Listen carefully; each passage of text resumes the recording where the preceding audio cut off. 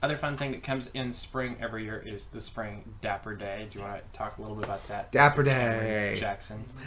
If you've never experienced a Dapper Day, do. It's a very unique experience.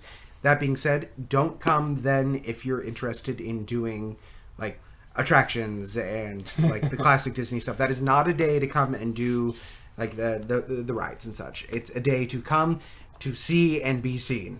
Dapper Day is about dressing up. And you can get pretty fancy, and some people do. And it's wonderful. It's a really good. And we have a plan. We do have a plan this year. We're not going to tell it, are we? No, we're not. But you should find us and take a picture with us because it'll be fun. It's going to be so good. And just go around and look at everybody. I mean, there's some people who go all out dressed to the nines, it's a lot of fun. There's a schedule of events. I believe it's dapperday.com. It's an organization that runs it. And they have events all throughout the 3-day weekend leading up to it on Sunday. There's a like boutique store that is set up, I believe, at the Disneyland Hotel again this year. There's a ton of stuff. Yeah, it's great. There's a bunch of stuff to do, and it's really, really fun. And you can dress up. Yeah. Exactly. All right. Exactly. Fast and quick. Tips for surviving spring break at Disneyland. Go. Drink water. That's a good tip. That's a very good tip. I wasn't going to go that fast. Oh, I was going. Oh, would you? It was a fast. Would you like me to like expound on it? Yes. I don't know if I've talked about this on the show before. I've passed out at Disneyland before. It's not fun. You don't want to do it. Everybody stares at you and they think that there's something wrong with you. And if none of your friends are there, it looks even worse. But drink water, especially when it's so hot, and then especially if you are trying to run around and get things done. Always take time to hydrate. There is always time to stop at a water fountain. Take care of yourself. That's your priority. You can't have fun if you're sitting in first aid, even though it is air conditioned. Yeah. And off of that, prepare with your hydration. It's much tougher to catch up if you're already dehydrated than if you've already been drinking water. It's like the day before, start if you're chugging feeling water. thirsty, you're already dehydrated. Boom! You're gonna stole it. Yeah. On it. Was that you? No, I've got other stuff. Prepare your electronics. If you plan on using your phone all day for things like PhotoPass, which we recommend you do, or just using your camera on your phone, or you just want to have an ability to contact your friends and family while you're at the park, have a plan in place to be able to keep your phone charged. That doesn't mean bringing a charging cable. You don't want to use the plugs that are around the Disneyland Resort because most of them, to your phone. Yeah, most of them are much higher power than what is meant for your phone, and they can fry them. They're old. Yeah.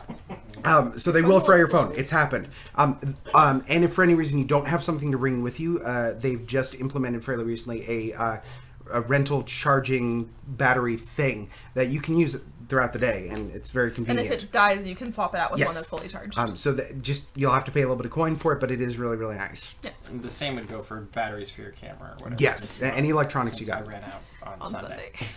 Yeah, mine is wear suntan lotion, wear a hat, that's a cover good up, one. all of that stuff. Just don't get sunburned. It's miserable. It's not fun. You won't like it. Go. What?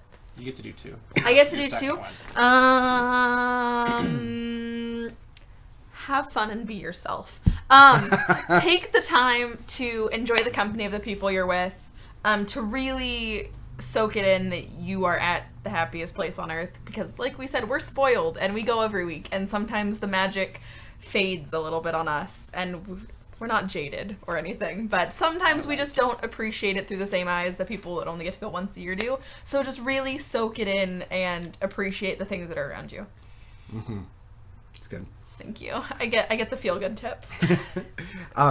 This kind of goes off of the shoes thing as far as wearing them ahead of time, but anything you plan to bring into the parks, whether that be backpacks or any bags or really anything that you plan on carrying throughout the day, try it on and wear it for an extended period before you go to the parks. You can find these things can get really, really uncomfortable. And more importantly, take everything that you're planning on bringing into the park and go to the Disneyland website and make sure that it is allowed in the park.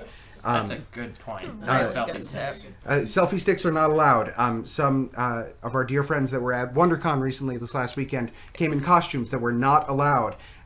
They can and will stop you. Either take your stuff away if you aren't willing to go back home to drop it off, or you're not getting into the park with it. And it's not like a special, I can come back to this later. No, they're just taking it away from you. Yeah. So Be very careful. And I think my follow-up tip with that is always be courteous. Remember, they're doing a job. They're not trying to pick on you. They're not trying to be jerks or anything like that. They're trying to keep everybody safe and make everybody else's trip just as fun and magical as yours is, so it's not a whatever. But be courteous to the cast members and be courteous to each other, and then be courteous to everybody else there, and you'll have way more fun. Bring your patients. Yeah. Something like that. There we go. Yeah.